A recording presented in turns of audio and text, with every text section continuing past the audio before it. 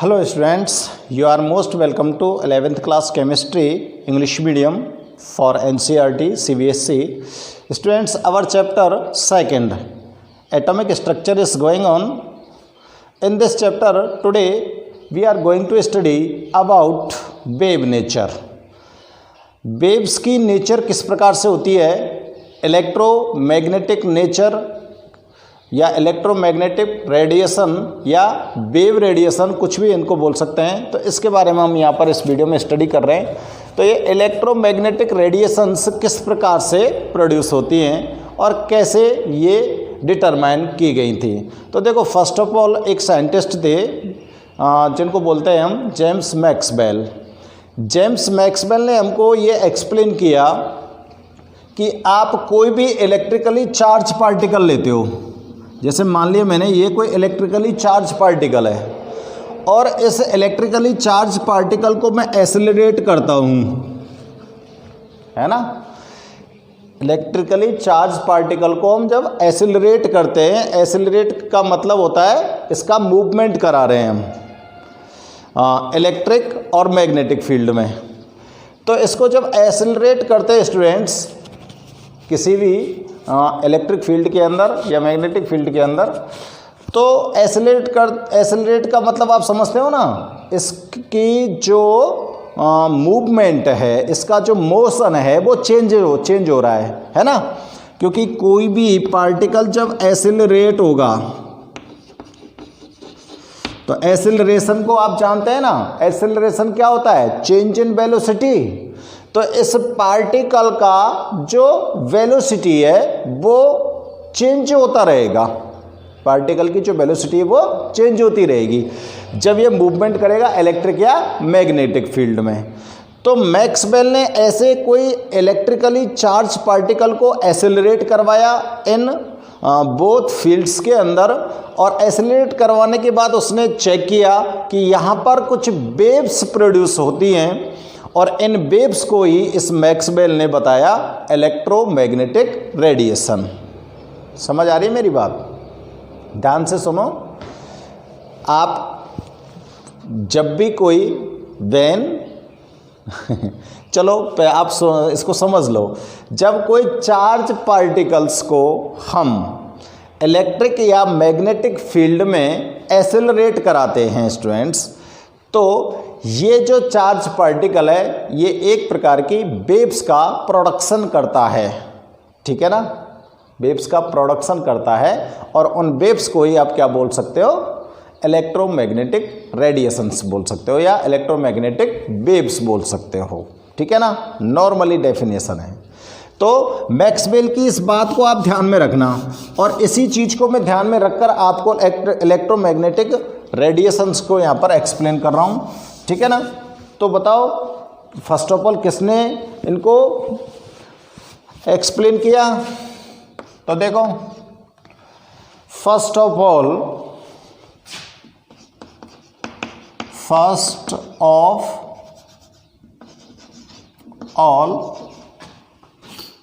in 1870 James Maxwell explain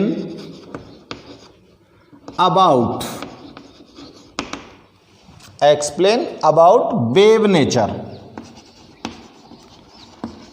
wave nature को first of all किसने explain किया? James Maxwell ने।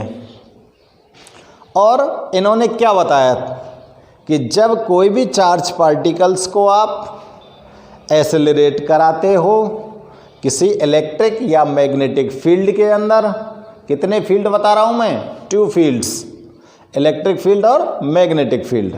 इलेक्ट्रिक या मैग्नेटिक फील्ड के अंदर इसको जब क्या कराते हो, एक्सेलरेट कराते हो, तो यहाँ पर जो वेव्स प्रोड्यूस होती हैं इस चार्ज पार्टिकल की वजह से हो रही है वो वेव्स, उनको ही आप क्या बोलोगे, इलेक्ट्रोमैग्नेटिक रेडिएशन बोलेंगे, ठीक है ना।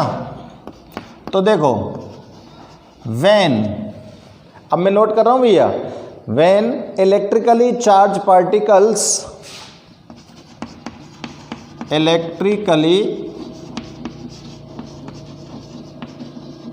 चार्ज पार्टिकल्स मूव्स, ठीक है ना, moves under acceleration, under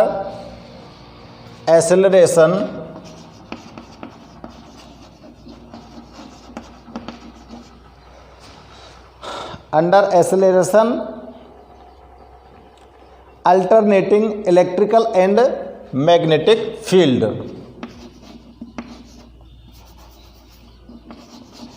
alternating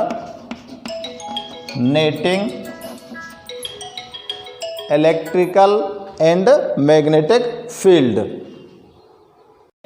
electrically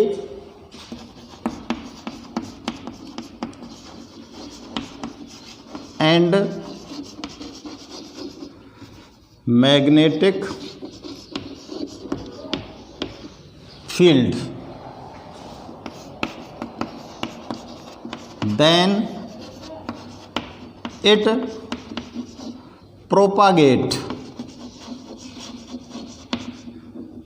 gets propagation लिख दो चाहे प्रोड्यूस लिख दो, प्रोपोगेट्स इलेक्ट्रो मैग्नेटिक रेडिएशन। जब कोई भी चार्ज पार्टिकल को आप एसिलरेट कराते हो इलेक्ट्रिकली और मैग्नेटिक फील्ड में, तो यहाँ पर क्या प्रोपागेट होती हैं, इलेक्ट्रोमैग्नेटिक रेडिएशन प्रोपागेट होती हैं, ठीक है ना। अब बताओ मेरे को इस इलेक्ट्रोमैग्नेटिक रेडिएशन के कितने फील्ड हो गए यहाँ पर। तो देखो इलेक्ट्रिकली फील्ड में भी ये प्रोपागेट होती हैं और मैग्नेटिक फील्ड में भी प्रोपागेट होती हैं, दोनों ही फील्ड्स के अंदर ये प्रोपागेट होती हैं, ठीक है ना।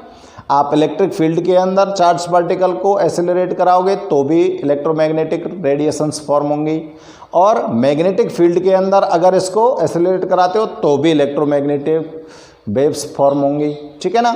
तो हम यहाँ पर कह सकते हैं स्टूडेंट्स कि there are two fields, there are two fields of electromagnetic waves। देखो वेव्स लिख दूं चाहे मैं रेडिएशन लिख दूं, ठीक है ना, एक ही बात है ना।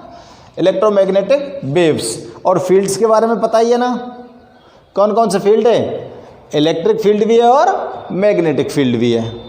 अब देखो ये इलेक्ट्रिक और मैग्नेटिक फील्ड के थ्रू किस प्रकार से ये इनका मूवमेंट होता है, किसका, इलेक्ट्रोमैग्नेटिक वेव्स का। तो देखो कोई भी चार्ज पार्टिकल है, जैसे ये चार्ज पार्टिकल है और ये चार्ज पार्टिकल इस तरह से एक्सेलरेट करवाया आपने, है ना। कैसे एक्सेलरेट करवाया, इस तरह से एक्सेलरेट करवाया। अब यहाँ पर जो इलेक्ट्रिक फील्ड आपने जो अप्लाई कर रखा है या मैग्नेटिक फील्ड जो आपने अप्लाई कर रखा है, तो यहाँ पर इन वेव्स की नेचर कैसी होगी। तो देखो ये इस तरह से चलती हैं, यानी कि परपेंडिकुलर चलती है, किसके, पार्टिकल्स का जो वे है, जो पाथ है चार्ज पार्टिकल्स का, यानी कि फील्ड का जो पाथ है उसके कैसे हो गई है, परपेंडिकुलर हुई कि नहीं हुई। और दूसरी वाली जो, ये तो मैग्नेटिक फील्ड के बराबर मान सकते हो आप, और इसको आप इलेक्ट्रिक फील्ड की तरह मान लो, तो दोनों एक दूसरे के क्या हो गई, परपेंडिकुलर हुई कि नहीं हुई, हुई ना। तो इस तरह से इनका मूवमेंट होता है। तो ये नोट करते हैं इनकी मोशन की डायरेक्शन। तो चार्ज पार्टिकल के मोशन की जो डायरेक्शन है, उस डायरेक्शन के परपेंडिकुलर इलेक्ट्रोमैग्नेटिक वेव्स या इलेक्ट्रोमैग्नेटिक रेडिएशंस जो होती हैं वो प्रोपागेटेड होती हैं, ठीक है ना। तो यहाँ पे लिख सकते हैं हम, दीज वेव्स आर परपेंडिकुलर। अब यहाँ पर एक चीज़ और ध्यान रखो, ये चार्ज पार्टिकल का जो मोशन का पाथ है उसके परपेंडिकुलर हैं, और इलेक्ट्रिक फील्ड और मैग्नेटिक फील्ड में दोनों तरह की जो वेव्स हैं ये दोनों एक दूसरे के भी परपेंडिकुलर तो थी भाई, ये ऊपर से जा रही थी, ये नीचे से जा रही थी, तो ये दोनों वेव्स भी तो एक दूसरे के परपेंडिकुलर हो गई ना। तो देखो अगर ये इस तरह से जा रही है तो एक तो इस तरह से जा रही है, इस तरह से, है ना, और दूसरी नीचे से जा रही है, तो ये एक दूसरे के परपेंडिकुलर नहीं हुई क्या है। तो यहाँ पर लिख सकते हैं ना हम, दीज वेव्स आर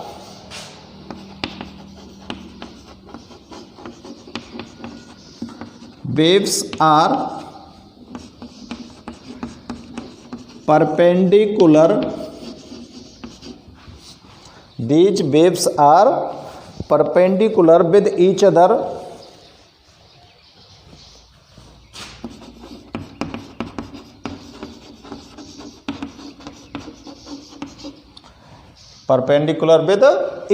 एक दूसरे के लंबवत होती हैं, और इनका मोशन कहाँ होता है, मोशन विद वेव्स।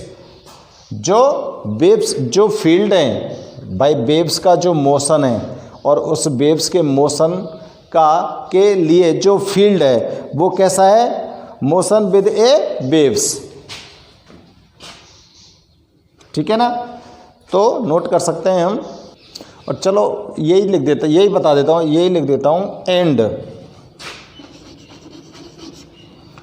भाई एक दूसरे के परपेंडिकुलर हैं, और किसके परपेंडिकुलर हैं ये, और ये परपेंडिकुलर हैं दोनों को दोनों किसके, direction propagation of waves, and perpendicular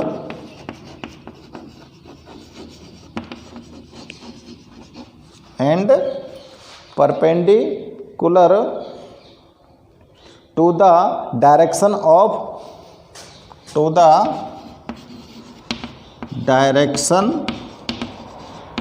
of propagation of waves, भाई वेव्स की डायरेक्शन के परपेंडिकुलर, भाई ये डायरेक्शन हो गई, इसके परपेंडिकुलर रह गई, और ये दोनों एक दूसरे के परपेंडिकुलर रह गई। बात को समझना मेरे को, भाई जो वेव्स हैं ये प्रोपागेट हो रही हैं इस डायरेक्शन में, है ना। वेव्स की डायरेक्शन क्या है, ये वाली, यही तो है वेव की डायरेक्शन। तो इस डायरेक्शन के परपेंडिकुलर हो गई, ये हो गई, ठीक है ना, और ये भी ये इसके परपेंडिकुलर हो गई, और ये वाली वेव और ये वाली वेव दोनों एक दूसरे के परपेंडिकुलर ना है का, यही तो नोट कर रहा हूं मैं, ये दोनों भी एक दूसरे के परपेंडिकुलर है, ठीक है ना। नेक्स्ट पॉइंट चेक करते हैं, hence both fields are form with electromagnetic radiation, hence both fields are formed by electromagnetic radiation। ये दोनों के दोनों जो फील्ड बन रहे हैं ये किससे बन रहे हैं, इलेक्ट्रोमैग्नेटिक रेडिएशन से बन रहे हैं। भाई दोनों फील्ड जो बन रहे हैं वो किसके बन रहे हैं, इलेक्ट्रोमैग्नेटिक रेडिएशन से ही तो बन रहे हैं, ठीक है ना। अब देखो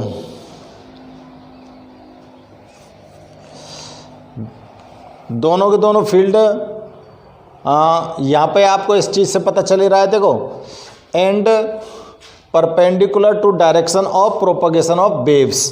तो यहाँ पर ये इस वाली लाइन को देखकर मैं ये कह सकता हूँ कि ये जो दोनों फील्ड यहाँ पर फॉर्म हुए थे इलेक्ट्रोमैग्नेटिक रेडिएशन से, ये किसके परपेंडिकुलर हो सकते हैं, डायरेक्शन ऑफ वेव्स के, है ना, डायरेक्शन ऑफ वेव्स के परपेंडिकुलर हो सकते हैं ना।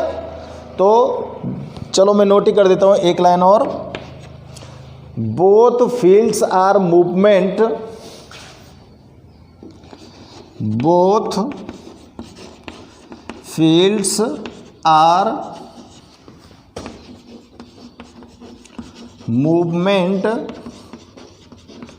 perpendicular परपेंडिकुलर किसके, to the direction of, to the direction of wave motion, जिस डायरेक्शन में वेव गति कर रही है, यानी कि जो आपकी वेव का मोशन की जो डायरेक्शन है, उस डायरेक्शन के दोनों फील्ड कैसे, परपेंडिकुलर। ये बात यहाँ पर मैं कहना चाह रहा हूँ, ठीक है ना।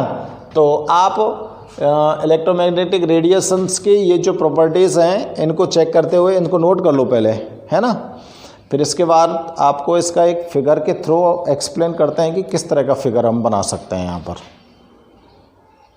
अब देखो साहब, किसी भी इलेक्ट्रोमैग्नेटिक रेडिएशन के लिए, इलेक्ट्रोमैग्नेटिक वेव के लिए आप इलेक्ट्रिक फील्ड और मैग्नेटिक फील्ड को किस प्रकार से हम डिनोट कर सकते हैं, ये हम यहाँ पर चेक करते हैं बच्चों एक फिगर के थ्रू, ठीक है ना। तो देखो एक फिगर बनाता हूँ मैं, आप ये फिगर पर आप थोड़ा सा ध्यान देना। यहाँ से मैं ये डायरेक्शन ऑफ प्रोपगेशन ले रहा हूँ, किसकी, इलेक्ट्रोमैग्नेटिक रेडिएशन की, ठीक है ना। और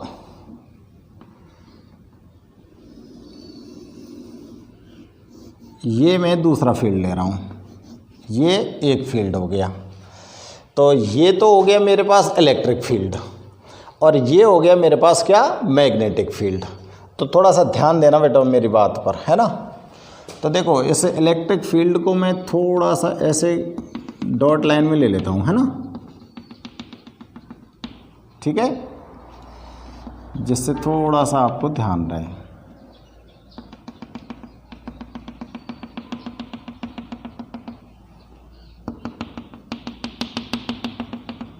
ये ले लिया मैंने डॉट लाइन में, कौन सा, इसको तो मान रहा हूँ मैं मैग्नेटिक फील्ड, ठीक है भाई।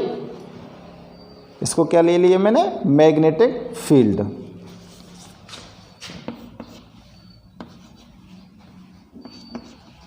और ये ले रहा हूँ मैं क्या, इलेक्ट्रिक फील्ड। तो इसको मैं इस तरह से लेता हूँ, थोड़ा सा बड़ा ले लेते हैं इसको, ठीक है ना भाई। डॉट लाइन शो कर दो आप, डॉट लाइन से इसको, और इसको भी मैं इस तरह से शो कर लाता हूँ।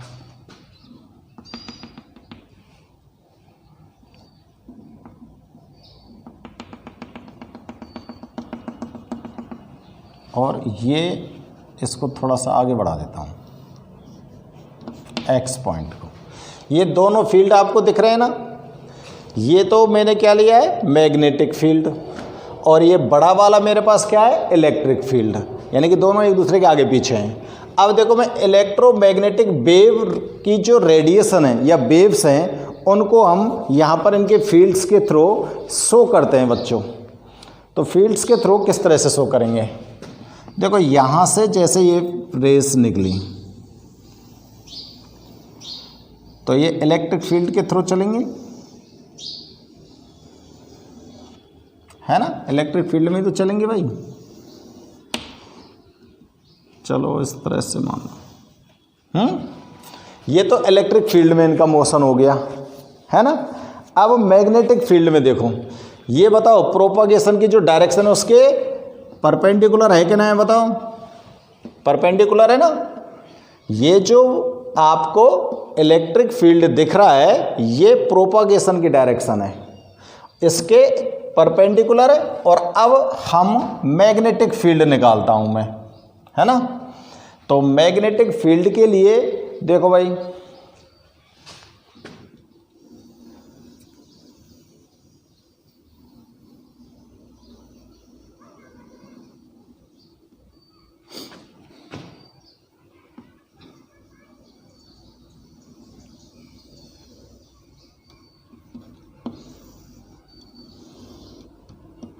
ये इसका मैग्नेटिक फील्ड हो गया।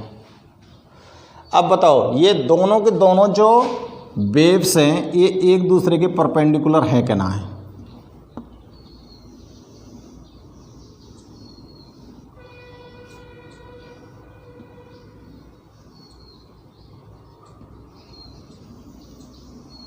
है ना। ये दोनों के दोनों वेव्स यहाँ पर मैंने शो कर दिए आपको। ये दोनों वेव्स एक दूसरे के परपेंडिकुलर हैं, ये यहाँ पर परपेंडिकुलर हैं, ये यहाँ पर परपेंडिकुलर हैं। तो इलेक्ट्रिक फील्ड और जो मैग्नेटिक फील्ड है, ये दोनों फील्ड भी एक दूसरे के ईच अदर के परपेंडिकुलर हैं, ईच अदर के परपेंडिकुलर हैं। और ये मैग्नेटिक फील्ड को अगर स्पेशल देखूँ मैं, और मैं इलेक्ट्रिक फील्ड को स्पेशल देखूँ मैं, तो ये डायरेक्शन ऑफ प्रोपगेशन के परपेंडिकुलर है कि ना, है बताओ, है ना। तो भाई साहब देखो, अब मैं इनको नोट कर देता हूँ, कौन सा तो मैंने मैग्नेटिक फील्ड माना है, कौन सा मैंने इलेक्ट्रिक फील्ड माना है, और कहाँ पर डायरेक्शन ऑफ प्रोपगेशन है। तो देखो ये तो है direction of propagation, direction of propagation, ठीक है ना। ऊपर वाला मैंने क्या माना था, इलेक्ट्रिक फील्ड,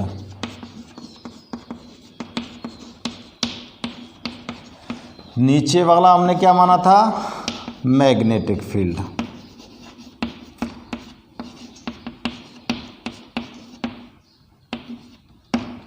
तो ये इलेक्ट्रोमैग्नेटिक रेडिएशंस की डायरेक्शन को शो करते हुआ, यानी कि दोनों के दोनों कंपोनेंटों को, इलेक्ट्रोमैग्नेटिक डायरेक्शन के दो कंपोनेंट हो गए ना, दो कंपोनेंट का मतलब टू फील्ड्स हो गए ना, दोनों फील्ड्स को ये डिनोट करता हुआ ये फिगर है। ये फिगर आपको यहाँ पर ड्रॉ करना है स्टूडेंट्स, इसको ड्रॉ कीजिए और इसके बारे में थोड़ी सी और डायरेक्ट जो नॉलेज है वो मैं आपको बताता हूँ। इन वेव्स की जो नेचर थी, इन वेव्स की जो नेचर थी, उस नेचर को एक्सप्लेन करने का जो काम किया था सबसे पहले, वो किसने किया था, मैक्सवेल ने। मैक्सवेल ने तो इनकी नेचर को एक्सप्लेन किया था। फर्स्ट ऑफ ऑल हमने यही तो लिखा है, ठीक है ना। अब देखो यहाँ पर मैं आपको एक चीज़ और बता रहा हूँ, जो लाइट होता है स्टूडेंट्स, लाइट मीन्स जो सनलाइट होती है, ये जो सनलाइट होती है, ये सनलाइट भी एक प्रकार की इलेक्ट्रोमैग्नेटिक वेव्स है। सनलाइट को भी हम क्या मान सकते हैं, एक प्रकार की इलेक्ट्रोमैग्नेटिक वेव्स, ठीक है ना। तो यहाँ पर मैं लिख रहा हूँ सनलाइट को रहने दो, light is also A, light is also A electro magnetic wave. Light को भी हम क्या मान सकते हैं, इलेक्ट्रोमैग्नेटिक वेव मान सकते हैं, ठीक है ना। अब देखो लाइट जो चलता है, भाई लाइट सन से जो लाइट निकलकर आपके पास आती है वो किस तरह से आती है, तो जो लाइट वेव्स की जो डायरेक्शन मानी गई है वो किस तरह से मानी गई है। देखो ये तो डायरेक्शन ऑफ प्रोपगेशन हो गई, और वेव्स कैसे चलेंगी, इस तरह से तो चलेंगी। इसको थोड़ा सा आगे और बढ़ाता हूं मैं, वेव्स इसी तरह से तो आएंगी भाई,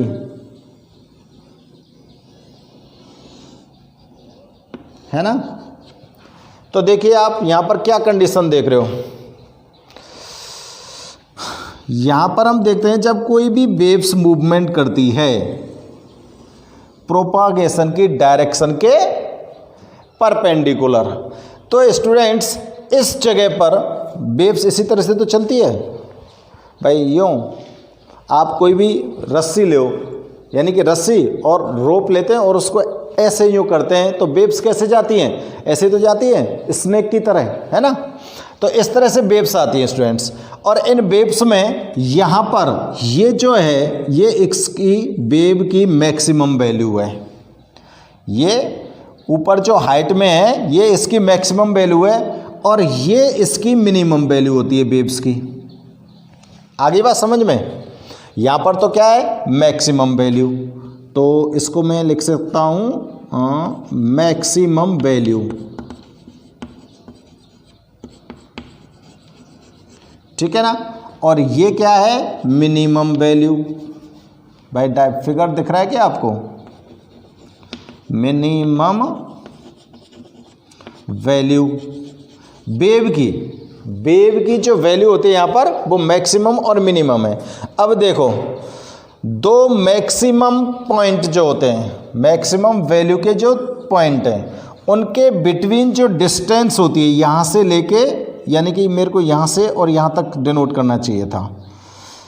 तो ये जो डिस्टेंस है, देखो ये यहाँ से ले रहा हूँ मैं, मेरे एरो पर ध्यान देना, यहाँ से लेकर और यहाँ तक की जो डिस्टेंस है, यानी कि दो मैक्सिमम पॉइंट की distance between to maximum point is denoted by lambda, और इसको डिनोट करते हैं हम किससे? लैम्बडा से।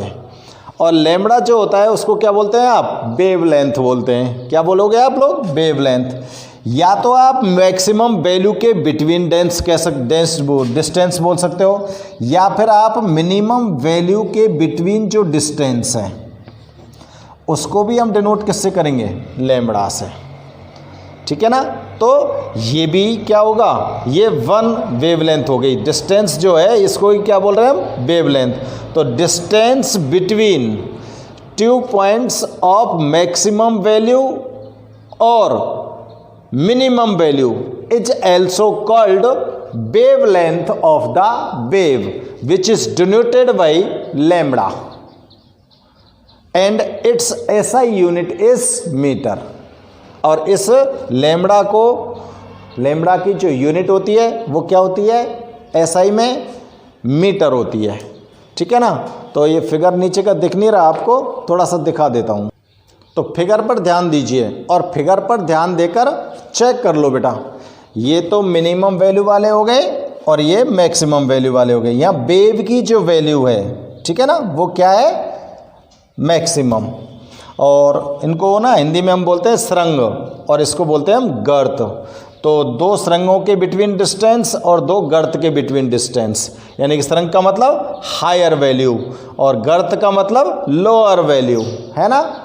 इन लोअर वैल्यूज़ के बिटवीन डिस्टेंस और हायर वैल्यूज़ के बिटवीन डिस्टेंस ही क्या बोलते हैं हम? वेवलेंथ बोलते हैं।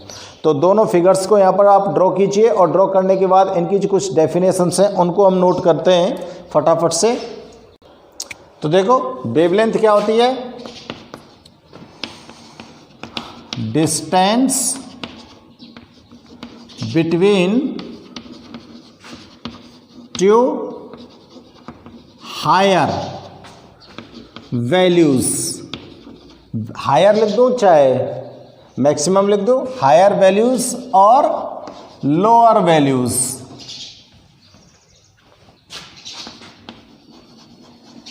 Of a wave. वेव की जो हायर वैल्यू, दो हायर वैल्यूज के बिटवीन डिस्टेंस और दो लोअर वैल्यूज के बीच between distance is called wavelength। It is denoted by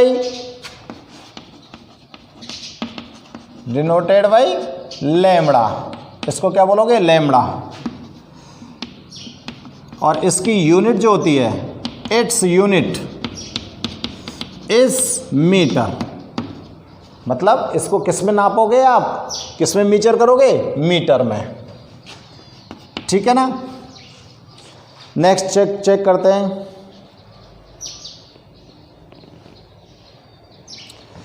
देखो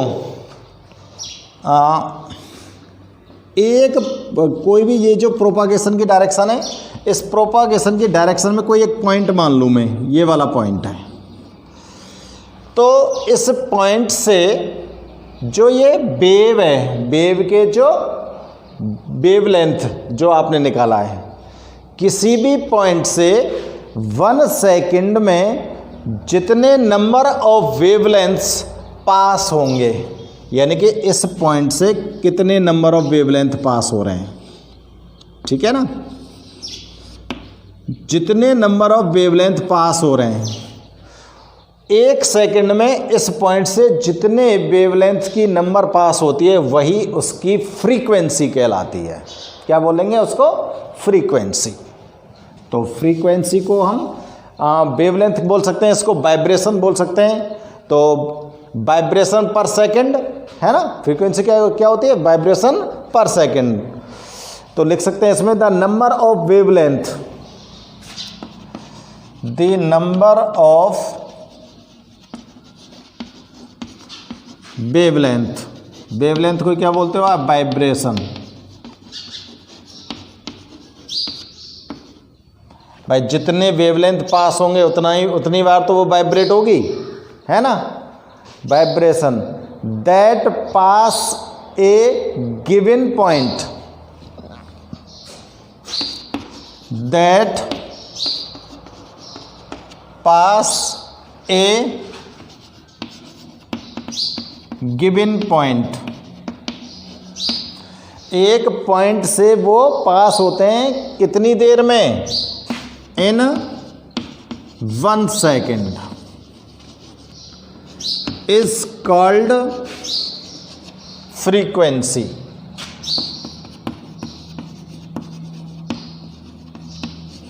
क्या बोलोगे इसको? फ्रीक्वेंसी।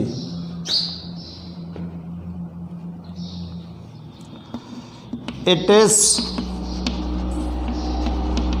Denoted by new. इस वाले साइन को क्या बोलते हो? New. Its unit is hertz. इसकी यूनिट क्या होती है? हर्ट्ज, जिसको आप HZ से डिनोट करते हो, है ना। हेनरी हर्ट्ज नाम का एक साइंटिस्ट था और उस हेनरी हर्ट्ज ने इस फ्रीक्वेंसी को डिफाइन किया था, तो उन्हीं के ऑनर में ये जो यूनिट है रखी गई है हर्ट्ज, ठीक है ना। तो देखो भाई, अब देखते हैं हम स्पीड ऑफ लाइट। भाई लाइट भी क्या है? इलेक्ट्रोमैग्नेटिक वेव है ना। तो स्पीड ऑफ लाइट इस, भाई लाइट की जो स्पीड है वो वैक्यूम में या एयर में कितनी है? ध्यान होगा, 3 × 10⁸ मीटर पर सेकेंड, यही तो होती है लाइट की स्पीड एटमॉस्फेयर के अंदर। तो देखो, अगर लाइट की स्पीड ये है और लाइट क्या है? इलेक्ट्रोमैग्नेटिक रेडिएशन है, तो इलेक्ट्रोमैग्नेटिक रेडिएशन की स्पीड भी कितनी होगी? यही तो होगी, है ना। ऑल इलेक्ट्रोमैग्नेटिक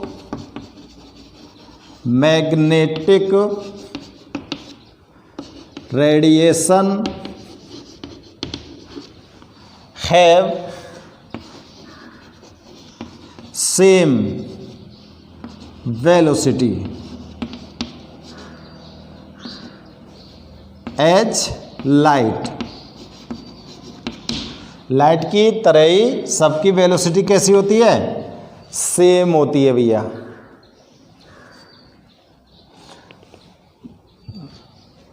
देखो, इलेक्ट्रोमैग्नेटिक जो वेव होती है वो वैक्यूम में भी मूवमेंट कर सकती है, और जैसे साउंड वेव जो होती हैं वो वैक्यूम में मूवमेंट नहीं करती हैं, क्योंकि इलेक्ट्रोमैग्नेटिक वेव के लिए किसी भी मीडियम की रिक्वायरमेंट नहीं होती है, और साउंड वेव के मूवमेंट के लिए मीडियम की रिक्वायरमेंट होती है। जैसे मैं बोल रहा हूँ तो मेरी आवाज़ आप लोगों के पास तभी पहुँचेगी जब यहाँ पर कोई मीडियम है। अब यहाँ पर मीडियम क्या है? एयर है। एयर के थ्रू मेरी आवाज़ आपके पास पहुँच रही है। लेकिन इलेक्ट्रोमैग्नेटिक रेडिएशंस को फ्लो करने के लिए किसी भी मीडियम की रिक्वायरमेंट नहीं होती, क्योंकि आप लोग सोच सकते हो आराम से, सन से जब ये लाइट रेस अर्थ तक आती हैं तो सन बहुत दूर है ना यहाँ से, तो आपका एटमॉस्फेयर तो कुछ ही किलोमीटर तक है ना, उसके ऊपर तो वैक्यूम ही है। भाई अर्थ का जो एटमॉस्फेयर है उसके ऊपर तो वैक्यूम ही है ना, वहाँ पर कोई प्रेशर नहीं है, कोई एटमॉस्फेयर नहीं है और कोई मीडियम नहीं है। तो क्या लाइट रेस पास होकर यहाँ अर्थ तक नहीं आ रही हैं? तो इलेक्ट्रोमैग्नेटिक रेडिएशन के लिए कोई मीडियम की रिक्वायरमेंट थोड़ी है। तो इसको भी मैं यहाँ पर नोट कर सकता हूँ। These electromagnetic radiations, the electromagnetic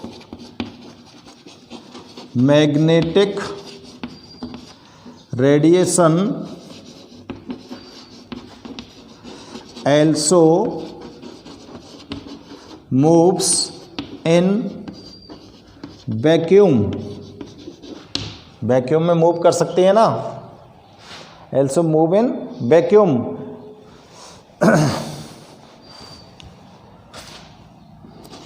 these waves is not required any medium, are not required any, किसी भी मीडियम की इनको ज़रूरत नहीं होती है, ठीक है ना, और किसी भी मीडियम की ज़रूरत नहीं होती है। और कंपैरिजन कर दो लाइक साउंड वेव, भाई साउंड वेव की तरह इनको क्या ज़रूरत नहीं पड़ती है मीडियम की, विदाउट मीडियम ये मूवमेंट कर सकती हैं, ठीक है ना। तो देखो किसी भी इलेक्ट्रोमैग्नेटिक वेव का वेलोसिटी अगर आपको निकालना हो तो the velocity of any electromagnetic radiation, electromagnetic radiation के वेलोसिटी को किससे डिनोट करोगे, सी से। और सी क्या होता है, स्पीड ऑफ लाइट, होता है कि नहीं होता है। तो इसका फॉर्मूला बन जाता है c equal to nu into lambda, ये फॉर्मूला आता है c equal to nu into lambda, ठीक है ना। यानी कि फ्रीक्वेंसी और वेवलेंथ का अगर आप मल्टीप्लाई कर देते हो तो इलेक्ट्रोमैग्नेटिक रेडिएशन का आपको वेलोसिटी ऑब्टेन हो जाएगा। अगर इलेक्ट्रोमैग्नेटिक रेडिएशन की वेलोसिटी का आप यूनिट निकालना चाहो, यहाँ पर यूनिट ऑफ सी, सीधे सीधे लिख रहा हूँ मैं, तो देखो इसका क्या होता था हर्ट्ज, या तो हर्ट्ज होता है इसका, या फिर एक और होता है क्या सेकंड इनवर्स। इसका दूसरा यूनिट क्या होता है फ्रीक्वेंसी का, सेकंड इनवर्स। तो देखो सेकंड इनवर्स इनटू मीटर, क्या लिख सकते हो मीटर सेकंड इनवर्स, या फिर मीटर पर सेकंड। तो स्पीड ऑफ इलेक्ट्रोमैग्नेटिक रेडिएशन की अगर यूनिट आपको नोट करनी है तो उस यूनिट के लिए आप क्या नोट कर सकते हो, मीटर पर सेकंड या मीटर सेकंड इनवर्स, ठीक है ना। एक फॉर्मूला और काम आता है आपको इसमें, वो और चेक कर लो, क्योंकि कई बार वो फॉर्मूला यूज आता है। तो देखो वेव नंबर, अगर हमको वेव नंबर निकालनी पड़े, कितनी वेव्स यहाँ से पास हुई, तो वेव नंबर को आप लोग डिनोट करोगे न्यू बार से, और न्यू बार इक्वल टू होता है 1/λ। न्यू बार इक्वल टू क्या होता है 1/λ, ठीक है ना। अब 1/λ तो इसकी यूनिट क्या लिख सकते हो आप, पहले लैम्बडा की यूनिट क्या होती है मीटर, तो इसकी यूनिट क्या हो जाएगी मीटर इनवर्स, ठीक है ना। तो अगर इसको डिफाइन करूँ क्या है, the number of wavelength, the number of wavelength, formula देख ले हो, per unit, the number of wavelength per unit length, per unit length is called wave number. ये क्या कहलाएगी, वेव नंबर कहलाएगी, ठीक है ना। तो भाई ये इलेक्ट्रोमैग्नेटिक रेडिएशंस के बारे में आपने यहाँ पर सब कुछ एक्सप्लेन, आपको सब कुछ एक्सप्लेन कर दिया है, ठीक है बच्चों। अगर आपको वीडियो अच्छा लगे तो लाइक करो और कमेंट्स भी करना, ओके।